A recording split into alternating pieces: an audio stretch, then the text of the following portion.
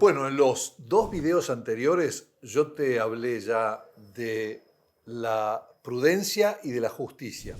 Hoy te quiero hablar de la fortaleza, pero antes de hablar de la fortaleza y de la templanza, necesito hacer un pequeño excursus porque el gran filósofo Joseph Pieper, en quien me estoy basando, también hace un excursus. Y es para explicarte un tema histórico, un tema filosófico. ¿Qué es lo que nos pasa? Llegado al siglo XVII, tenemos todo el tema de la Ilustración, culmina con la Revolución Francesa, pero el hombre cambia filosóficamente ciertos conceptos. Ya en el siglo XVI, vamos a decir el XVII, Adam Smith, la revuelta protestante y todo lo que eso hace en Europa cambian el concepto del hombre, de la naturaleza humana. Y pasa a ser el hombre, vamos a ponerlo de dos maneras. El concepto hasta ese entonces era el concepto medieval aristotélico tomista, que es aquel que el hombre es por naturaleza un ser social. ¿Qué significa tener una naturaleza? Tener una naturaleza significa también una teleología, se dice, o tener un fin. O sea, significa yo soy algo determinado y no otra cosa. Ese algo determinado significa que los límites que me determinan, por ejemplo, yo no tengo alas, entonces volar no puede ser mi fin. Mi fin tiene que ser algo compatible con dos brazos, dos manos, dos piernas, caminar erguido, etc. Y además, mi fin tiene que ser compatible con el hecho de que yo tengo intelecto, tengo capacidad de conocer la verdad, la realidad y una capacidad de ejercer mi voluntad de manera libre. Bien, eso es como decir el hombre está hecho de esta manera. Ahora yo digo que el hombre es persona, o sea, es un ser social por naturaleza. ¿Qué significa eso? Que yo me perfecciono o me hago más humano en sociedad. ¿Por qué? Porque la perfección mía va a estar en ejercer las virtudes, en vivir la vida de las virtudes. Y eso significa que yo las virtudes las tengo que ejercer con otros y no contra otros, pero sino con otros. Y eso, cada vez que las ejerzo y me hago más virtuoso, cada vez que yo, bueno, en realidad está mal dicho, cuando yo llego a la vida de virtud, cuando ya no me cuesta, cuando los hábitos son segunda naturaleza y ya no me cuesta vivir la virtud, yo soy virtuoso, eso lo voy a hacer necesariamente en comunidad. Eso quiere decir que la comunidad, yo no me puedo desarrollar sin la comunidad. Un bebé no puede sobrevivir sin su mamá, porque la mamá le da de mamar, le da leche, le da los alimentos. Si la madre tampoco puede sobrevivir si no tiene tal vez una sociedad que la soporte, que la apoye y que le dé lo necesario para que ella pueda comer y transferir eso al bebé. Entonces, todos estamos dependientes de otros. Injusto sería decir que yo soy un bebé y me las arreglo solo y soy un individuo y puedo sobrevivir solo. Bueno, algo parecido es el error en el que cae el liberalismo, que da vuelta a la cuestión del intelecto y la voluntad y dice que yo puedo ser, si yo puedo ser malo, también puedo ser bueno, es una cuestión de una elección personal. Y lo importante acá es que somos individuos, que en estado natural dicen somos individuos y que nos unimos en sociedad por una cuestión de seguridad y de conveniencia. Una conveniencia, o sea, todo es autorreferente, es como egoísta. De hecho, han habido grandes escritores del liberalismo, como la novelista Ayn Rand, que hizo una elegía al egoísmo, como si lo mismo fuera algo fantásticamente bueno. En fin, sin meternos en esa discusión porque excede el tema de las virtudes, lo que tenés que entender es que, como dice Joseph Pieper, las interpretaciones falsas o defectuosas de la realidad conducen necesariamente a fines falsos y a la forjación de ideales inauténticos. Entonces, así como no hay deber que no tenga fundamento en el ser, esto se entiende, ¿no? No hay, si yo debo actuar como lo que soy. Es como te dije antes, yo no debo volar, o sea, no es un deber para mí volar porque no, Dios no me dio alas, yo no tengo alas. Entonces, ahora un pájaro sí puede volar, debe volar, y de hecho vuela para ejercer su vida de pájaro bien. Así también, cuando nos equivocamos con la realidad, cuando equivocamos cómo miramos la realidad, equivocamos también en cómo vivimos y cómo interpretamos y vivimos las virtudes. Yo ya te dije que la prudencia era el actuar según la realidad que ve mi intelecto, y un intelecto ordenado que ve la realidad según lo que es. Cuando vos ves lo que es, actúas de acuerdo a eso sos un hombre prudente. Ponés los medios adecuados para los fines adecuados en cada instancia. Cuando vos ves lo que es y a cada cosa le das lo que le corresponde, sos un hombre justo. ¿Cuál es el problema del liberalismo? Es que se queda en el individuo, disuelve la sociedad. Empieza con una justicia que es meramente distributiva, ¿sí? Conmutativa si se quiere, no distributiva, que es una justicia entre individuos. Lo que me corresponde, lo que te corresponde, mis derechos, tus derechos, mi propiedad, tu propiedad, y absolutiza un tema que no es absoluto, porque nosotros sabemos que la justicia no es solo conmutativa, tenemos también justicia distributiva, o sea, ¿qué me debe la sociedad a mí como individuo? Y justicia equitativa, que es ¿qué le debe el individuo a la sociedad también? ¿Por qué? Porque ese individuo no tendría lo que tiene si no fuese por la sociedad. Punto. Entonces, al hacernos individuos, entonces cada uno decide cómo vivir. Porque el liberalismo hace del individuo y de su libertad un extremo absoluto. Eso significa que yo entonces paso a decidir cómo vivir. Entonces ya no hay más virtudes posibles. Tal vez te dirán los liberales de mercado, la virtud de la honestidad y la virtud de, el trabajo, o sea, el trabajo honesto y demás. Pero no se concibe el mundo de las virtudes, sino que pasamos al mundo de los valores, necesariamente, porque yo no puedo juzgar al otro según ningún canon objetivo. Sé que cuando digo liberalismo estoy metiéndome en un barrial que tiene un millón de interpretaciones diferentes. No quiero meterme en esas interpretaciones, pero sí quiero decir que por lo menos hacemos de la prudencia algo casi imposible por el solo hecho de que cada uno decide la realidad como la decide y actúa según su realidad, la realidad como él la decidió, mientras que no jorobe al vecino. Ese es el concepto más o menos burdo, pero ideal de un liberalismo que dice, lo vemos nosotros en el presidente argentino, lo vemos en algunos que lo asesoran, que dicen, es el respeto irrestricto por el proyecto del otro. Pero el proyecto del otro podría no ser prudente, podría fallar en la justicia, podría tener un montón de problemas. Yo no puedo tener un respeto irrestricto al proyecto de un pornógrafo por el solo hecho de que ese señor está explotando a la mujer, está destruyendo el concepto de la mujer, está destruyendo el concepto de la humanidad, está lucrando con algo que destruye la moral y la capacidad y la cohesión de la sociedad. Va de sí.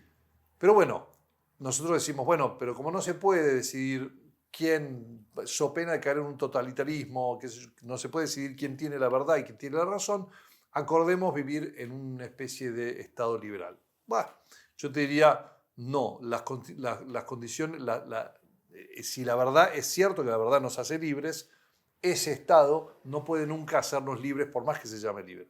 De todas maneras, lo que es importante acá es que la realidad es la que nos determina a nosotros, no nosotros a la realidad. Entonces la diferencia es, ¿cómo sé que estoy viviendo la vida de las virtudes? Entre otras cosas ¿estoy ajustándome a la realidad, a lo que es, a lo que existe? ¿O estoy anteponiendo mi voluntad y tratando de que la realidad que yo veo enfrente mío sea otra de la que es?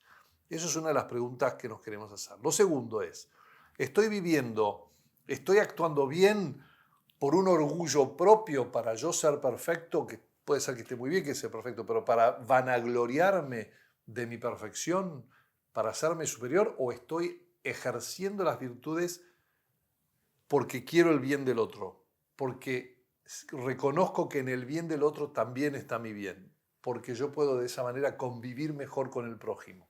Esto es hacer una sociedad más justa, más prudente, más fuerte, más templada. no sería otra cosa que eso, ¿no? Entonces, pasamos brevemente entonces por la prudencia y por la justicia. Veamos cuál es el problema con la fortaleza. La fortaleza y la templanza son dos virtudes que exigen, presuponen, requieren que entendamos que el mal existe.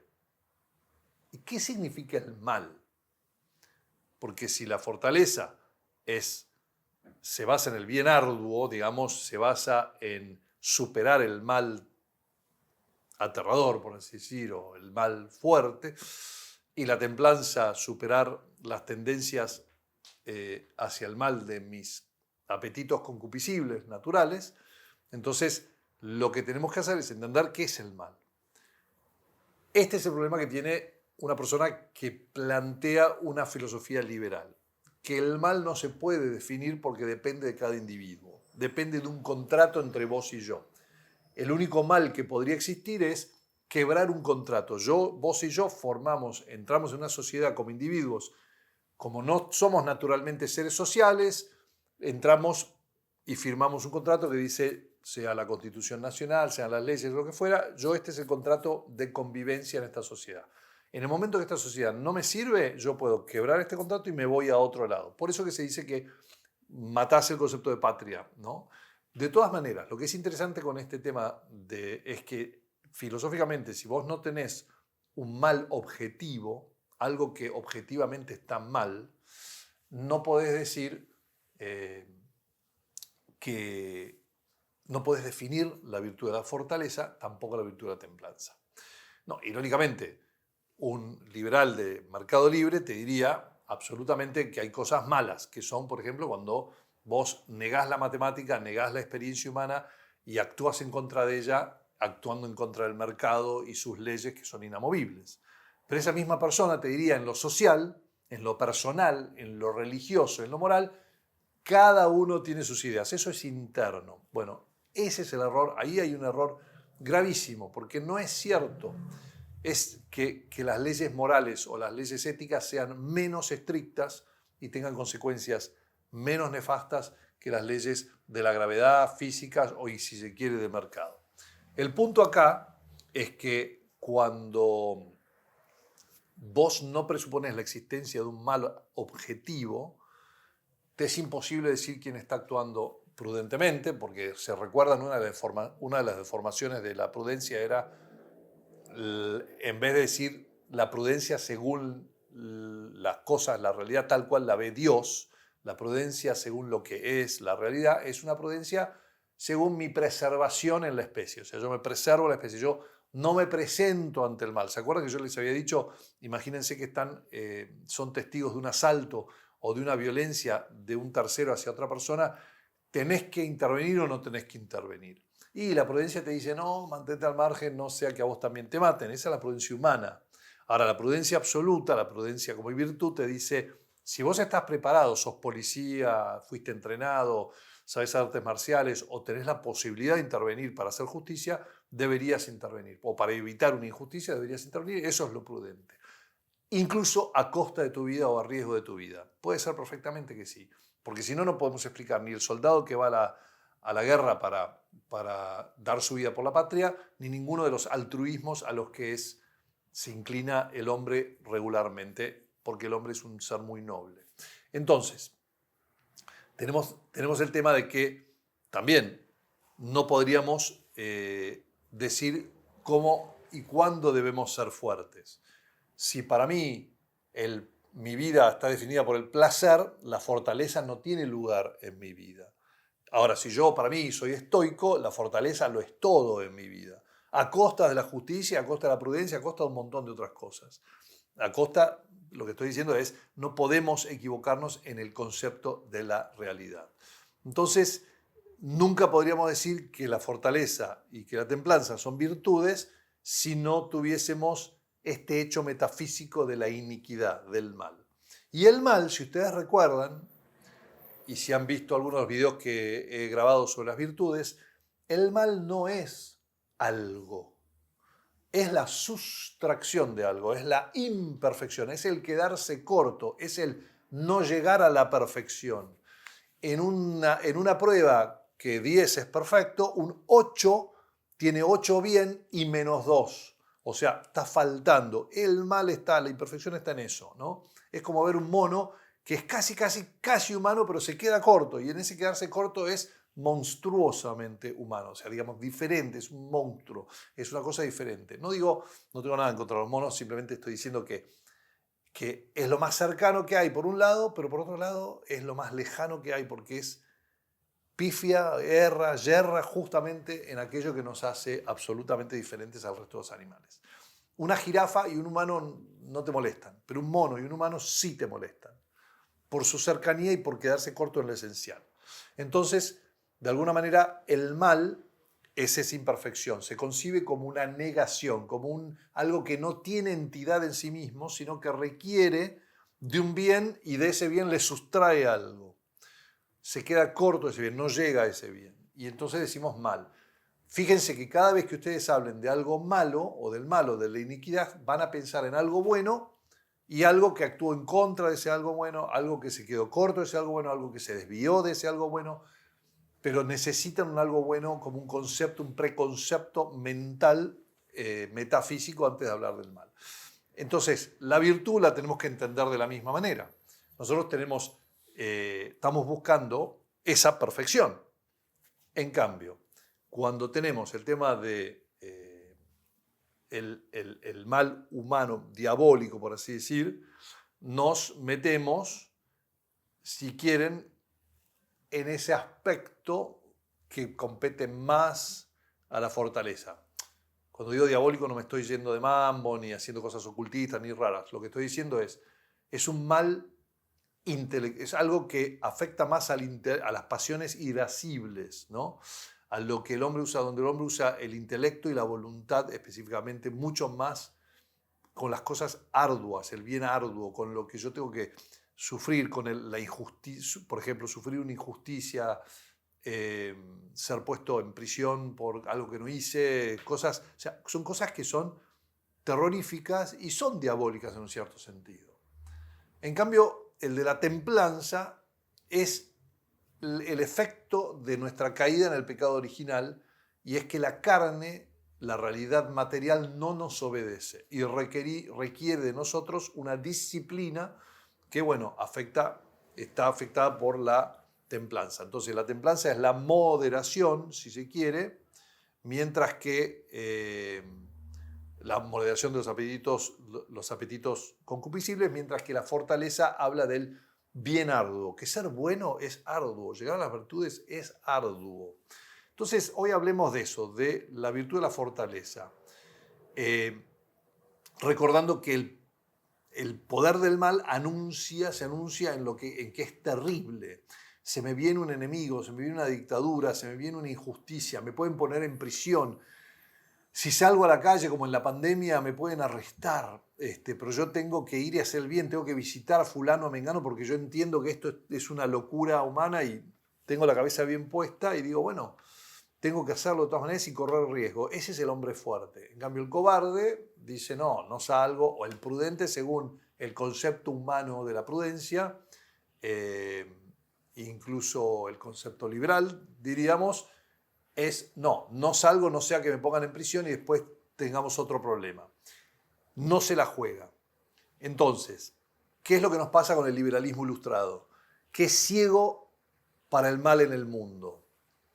No se lo toma en serio al mal. Lo que dice es, el hombre prueba y error, actúa de una manera o de otra manera, pero el que actuó mal, se drogó, le pasó algo, se muere, que se jorobe por actuar mal. O sea, no es algo que lo aterra, sino que es una cuestión de cada uno use su inteligencia para mejor sobrevivir. Es casi darwinista en este tema, ¿no?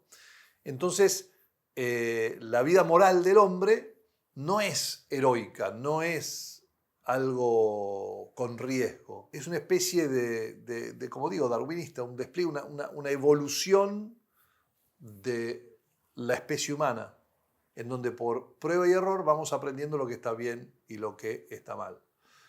En cambio, el concepto cristiano, el concepto aristotélico tomista, el concepto cristiano de la vida es el concepto del bien arduo, cuyo radio de acción trasciende, dice Joseph Pieper, el de la mano que se extiende sin esfuerzo. O sea, trasciende muchísimo el tema del mercado, el tema del intercambio.